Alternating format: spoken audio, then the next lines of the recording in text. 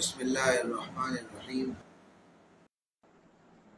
نحمده ونصلی علی رسولہ الکریم اما بعد۔ آج کی نشست کا عنوان ہے کہ قربانی کے جانور کو خریدنے کے بعد کن امور کا اہتمام کرنا چاہیے۔ جب ہم نے قربانی کا جانور خرید لیا اور اس خریدنے کے اندر جو ہمیں تکلیف پہنچی، جو مشقت آئی منڈی کے اندر، گرمی کی شدت، پیاز، بھوک اور تھکاوٹ، سر کا درد، یہ سب چیزیں جو ہے وہ منڈی کے اندر پہنچتی ہیں آدمی کو، تو ان سب چیزوں میں جو ہے آدمی جو ہے وہ پریشان نہ ہو، بلکہ اس پر اللہ کی طرف سے اجر و ثواب ملتا ہے، کیونکہ یہ جانور اللہ تعالیٰ کے لیے خریدا جا رہا ہے، اللہ کے لیے یہ قربان ہوتا ہے، تو اس کے اندر جو تکلیف، مشقت، پریشانی آتی ہے، بھوک پیاس کی تکلیف آتی ہے، تو ان سب چیزوں پر جو ہے اللہ تعالیٰ کی طرف سے اجر و ثواب ملتا ہے۔ جیسے کہ ایک حدیث کے اندر آتا ہے کہ قیامت کے دن اس جانور کو اس کے گوشت، اس کا خون، اس کے کھروں کے ساتھ 70 گنا زیادہ وزن کر کے اس کے نیک اعمال میں رکھا جائے۔ تو ان سب چیزوں پہ اجر ہے، تو آدمی جو ہے اس مشقت کی وجہ سے جو جانور لینے میں تکلیف ہوتی ہے تو اس میں گھبرائے نہیں، ان سب چیزوں میں اجر کی امید رکھے اللہ تعالیٰ کی وجہ سے۔ اب جب ہم جانور خرید کے لے آئے تو اب ہم نے جو ہے کن امور کا اہتمام کرنا ہے، تو سب سے پہلے ہم نے کوشش کرنی ہے کہ اگر اپنے گھر میں جگہ ہو تو جانور کو جو ہے اپنے گھر کے اندر اس کو رکھیں اور پالیں، اور اگر گھر کے اندر جگہ نہیں ہے تو پھر ہم باہر ایسی مناسب جگہ کا انتخاب کریں کہ جس سے جو ہے گلی کے اندر، سڑک کے اوپر کوئی کسی کو تکلیف نہ پہنچے اور جانور کی وجہ سے جو ہے دوسرے لوگ پریشان نہ ہو، کوئی ہم راستہ کسی کا تنگ نہ کریں، کوئی جو ہے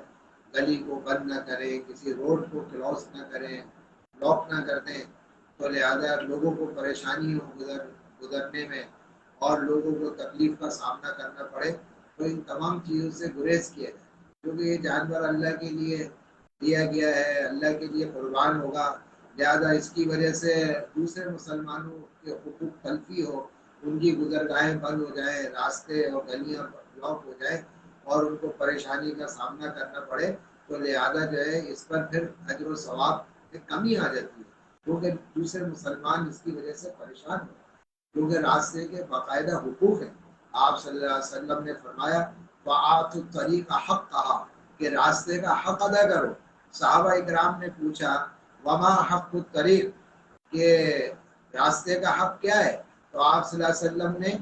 بہت ساری چیزیں گنوائیں، اس میں سے ایک چیز یہ بتلائی کہ کف الاذی، کہ تکلیف دہ چیزوں سے لوگوں کو جو ہے بچانا، کہ جو ہے راستے کو ایسے استعمال کرنا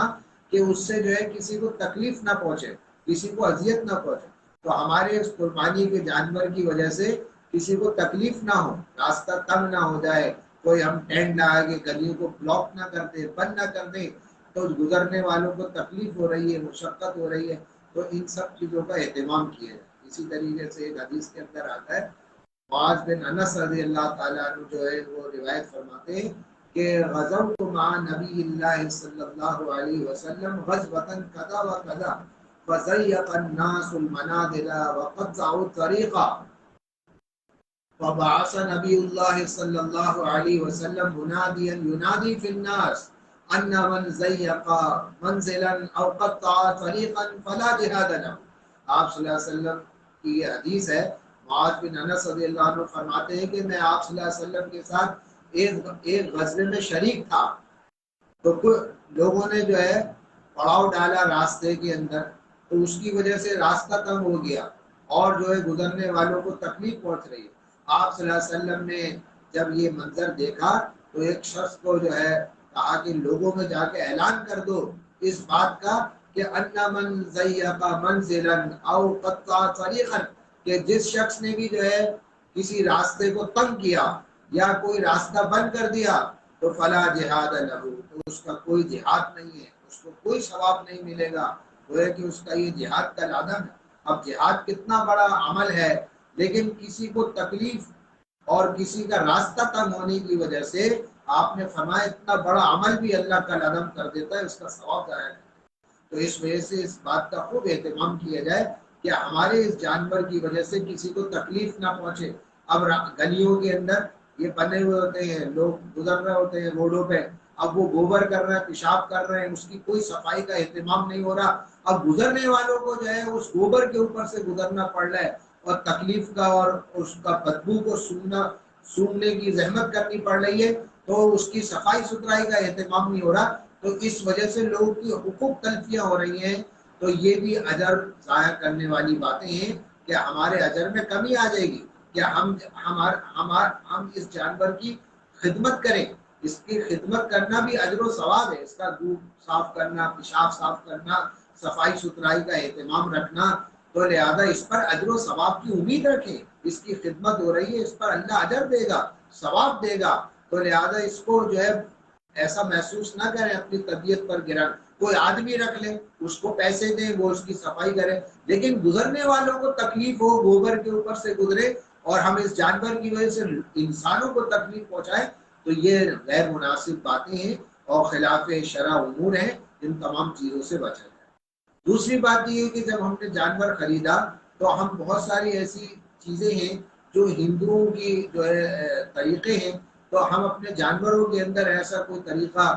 نہ اپنائیں جو ہندوؤں کے ساتھ مشابہت ہو۔ اس میں سے ایک جو ہے بات یہ ہے کہ ہندو جو ہے اپنے جانوروں کے اندر گھنٹیاں ڈالتے ہیں، گلے کے اندر جو ہے گھنٹیاں ڈالتے ہیں، تو لہذا اگر ہم کوئی قربانی کے جانور میں اپنے کسی جانور کے جو ہے گلے میں گھنٹی نہ ڈالیں، یہ ہندوؤں کا طریقہ ہے۔ وہ گائے بیلوں کے گلوں کے اندر ہندو لوگ جو ہے گھنٹیاں ڈالتے ہیں، جس کی وجہ سے جانور چلتا ہے، ٹن ٹن کی آوازیں آتی ہیں، تو لہذا یہ ہندوؤں کا طریقہ ہے۔ ہم نے تو اللہ کے لیے جانور خریدا ہے، اللہ کے لیے قربان کرنا ہے، تو ایسے خلاف شرع امور سے ہم نے بچنا ہے۔ خاص طور پر ایسی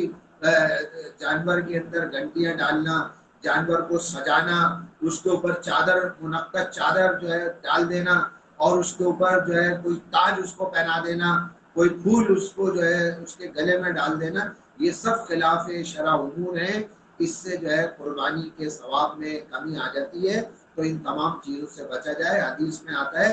کہ فرشتے ساتھ نہیں ہوتے اس کے جہاں کسی کے ساتھ کتا ہو یا گھنٹی ہو، فرشتے اللہ کی رحمت والے فرشتے اس کے ساتھ نہیں ہوتے۔ تو اب ہم نے گلے میں گھنٹی ڈال دی تو فرشتے نہیں آ رہے رحمت، اور جبکہ یہ اللہ کی یہ قربانی ہو رہی ہے، یہ تو اللہ کی رحمت کو کھینچنے کا ذریعہ ہے، اور ہم نے اس گھنٹی کی وجہ سے اور خلاف شرع امور کے ارتکاب کی وجہ سے ہم نے اور اللہ کی رحمت کو دور کر دیا۔ تو لہٰذا اس وجہ سے جانوروں کے اندر بھی ان تمام چیزوں کا خیال رکھیں کہ ہمارے